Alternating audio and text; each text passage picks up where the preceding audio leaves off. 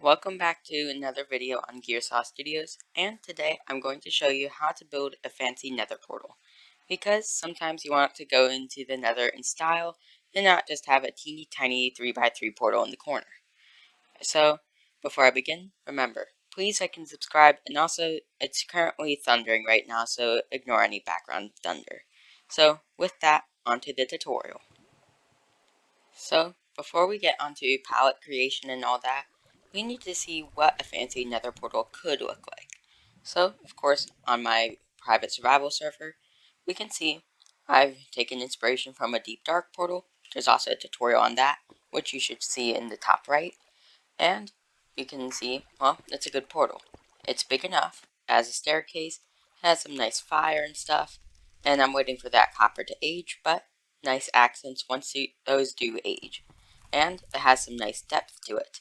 So, it's relatively basic, it just requires a good eye for building, and if you don't have that, well, that's why you're here, possibly. So, either way, let's choose our palettes. Now, for the palette of this, I'm going to be using a nice blackstone palette, because when you go to the nether, you're often thinking of what you can find there, and, of course, the two forests. So, the red and blue contrast nicely, so we'll use them as accents. And the main building block of the nether, besides nether bricks, which can't really be used because there's no polished version, is blackstone. Also, obsidian is a non-negotiable part of the build, so might as well include that too. Then find a decently large area, and we can start framing our portal. And the general idea is get relatively flat ground, but you can edit the ground if it doesn't meet your needs. A 10 by 16 will be good, but that's a little large, so you might want to go a little bit smaller than that. So this is 10 blocks. If you think that's too much, you can always shrink it down. But don't make it a normal sized nether portal, because that's just plain boring. Scratch what I just said about 10 by 16. 16 is way too tall. So I replaced it with 10 by 12, and, decently large, but, of course, kind of boring. It's literally just another portal. But the first thing is, do not light it unless you are absolutely ready to use it. Unless you're going to light it just for a moment to see if you put it in the right spot. And, of course, flatten out the ground if you need to, but we want to find the corners of the build, so like this, and we want to start going up from it. So, like this, and pretty simple. We can go here. We just want to find out where we want to have the portal going to cover up the obsidian. Now, I got the corners done, so we want to just connect them up. And, relatively simple, but we want to have stairs around the build. And you know what that means. You're going to have to get a stone cutter if you're in survival mode, and you're going to need a lot of resources. Then, although most of my builds involve depth, you should actually place it at the same layer for this build, because recessed walls actually just don't work on nether portals, especially at this small scale. They just really don't work. Now, just fill in these walls, pretty simple, and don't forget to light up the inside, this little area right here, because, of course, that's going to get neglected after a while. So just place a torch now, so that way you can ignore it. Bricks in, stairs in, and we have, well, just still pretty basic frame. Also added these stairs here and placed some blackstone here. Pretty simple stuff. But we want to fill in these inner walls and make sure that there's lighting back there. I placed a lantern. Now I can neglect that for the rest of time unless this thing magically has a creeper on it. And with that part done, we can just simply go across and place more. And now there's a bit of a fork in the road. If you have an odd number of blocks, then you're going to have a little bit of trouble. But I have an even amount of blocks, so you should be able to roughly transform. If I have anything looking like this, just turn it into a star pattern like this, in case you have the odd number version. Now, pretty simple. And we need to judge which side is going to have which accent. I'm going to have the accents on the left side, the red ones. and on the back that'll be the right. And, still relatively simple. But now we're getting to a more complicated part of the build, where we actually have to do the top part. Extend these out by 2 blocks each, and then go up about 3 or 4 blocks. And this is a pretty good height right here. Connect it across with stairs. Nice and simple stuff. And we want to just make it go across yet again. Then, with recessed walls this time, we want to fill in this area. Got the top part done, and it's all starting to come together, which is quite nice. What we need now is, on this inner part, I connected the tops of these by placing an extra block and just doing the simple connection. And we want to fill this in with some accent blocks. Pretty simple. And you could use something else, something different, which I actually would recommend doing, but if you're out of ideas, you could go with that design. So, of course, still relatively simple.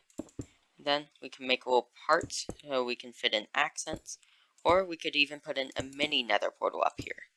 Although occasionally that does have the problem of summoning pigmen.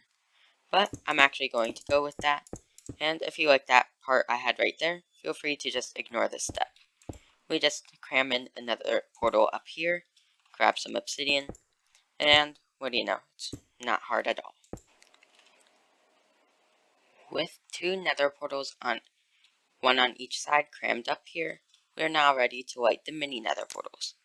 And relatively simple part here, and of course this has the added thing of pigmen spawning on top. And there's no way to stop that, period.